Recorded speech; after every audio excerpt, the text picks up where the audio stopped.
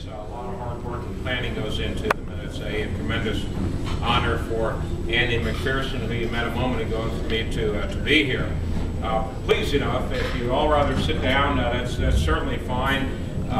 Not that that is any indication of how long I'm going to be speaking, so don't worry about that.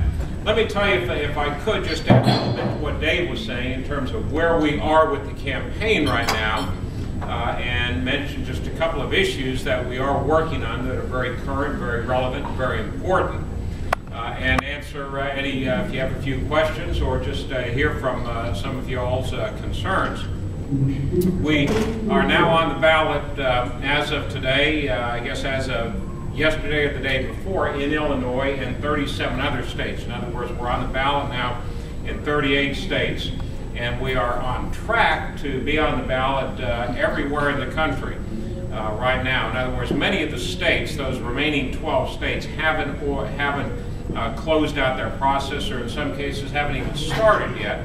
So we are on all of the states with 2 exceptions so far that we could be on. The rest will, over the next few weeks, we'll get on the ballot in those states. The 2 exceptions, the 2 problems, the 2 states that, because of the monopoly by the 2 status quo parties, make it much more difficult, virtually impossible to get on the ballot, remain somewhat problematic, and we have had to file lawsuits in both of those states. One is Oklahoma. We were not on the ballot. The Libertarian Party was not on the ballot last cycle in Oklahoma either, because Oklahoma makes it, again, virtually impossible for a third party or independent candidate for president to get on the ballot in that state. So we filed about a month ago a lawsuit in federal district court to have the law that makes it virtually impossible for a presidential candidate to get on the ballot for a third party or as an independent to be declared unconstitutional. We also have a lawsuit pending in West Virginia because of the arbitrary nature of the deadline for getting signatures in that state. Even though the requirement, the number of signatures that you get and that you have to get in West Virginia is not as prohibitive as the, I think it's around 45,000 valid signatures that you have to get in Oklahoma.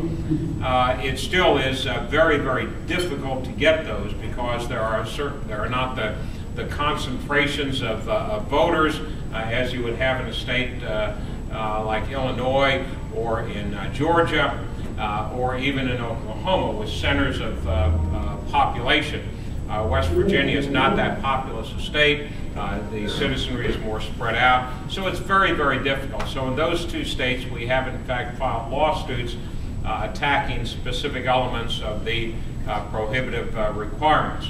But everywhere else, we're on track to, we're either on the ballot or on the track to be on the ballot. And that's very, very important because that's the way you build your numbers on this year, November 4th. And that's what changes policy in this country, is building those numbers.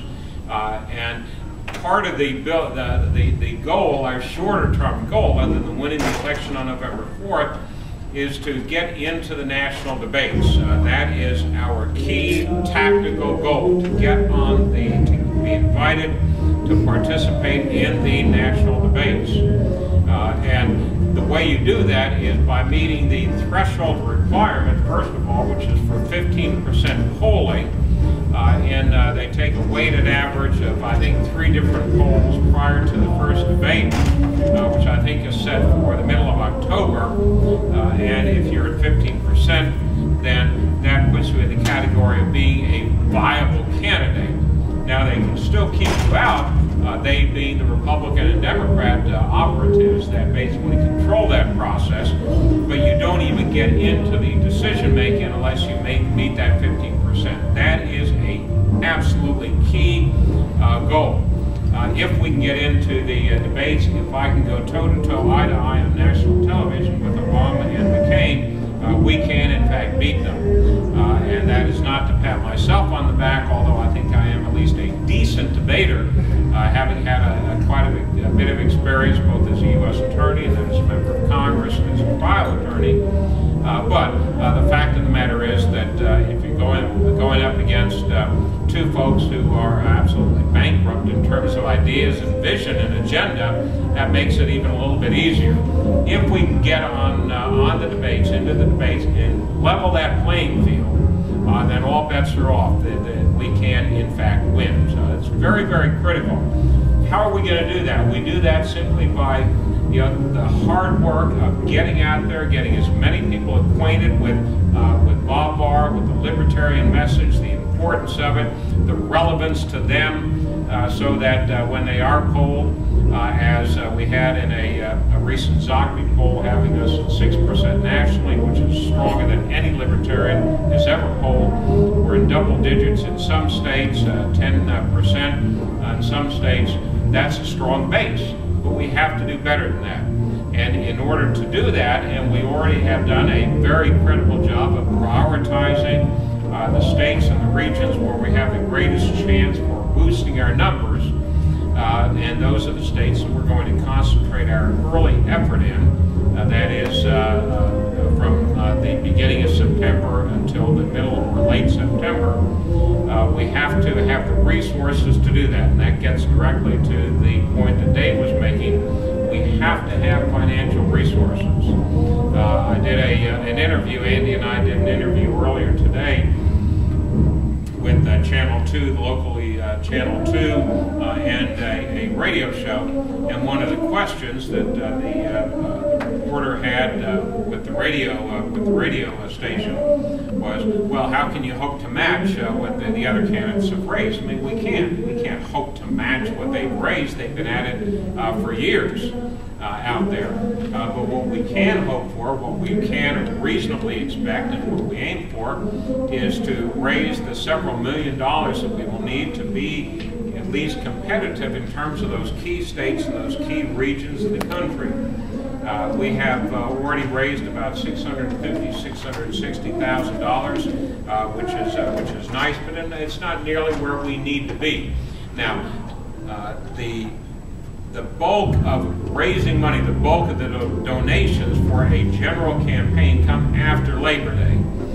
So that that doesn't necessarily worry us. We'd like to be doing better, but the people really don't start to focus on the general election either in terms of what they're going to do, who they're going to vote for, and who they're going to donate to until after Labor Day. That's sort of the unofficial, official start of the campaign season. This year, that's when the Republican nomination formally takes place at their convention.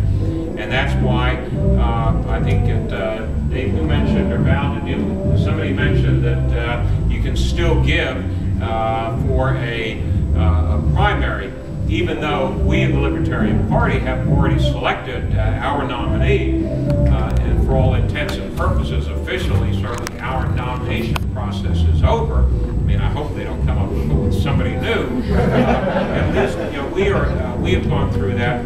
And one of the sort of quirks in the federal system, which I don't like at all, but I mean, it is there. We have to, the rules under which we have to operate right now, which would change under a Barr administration.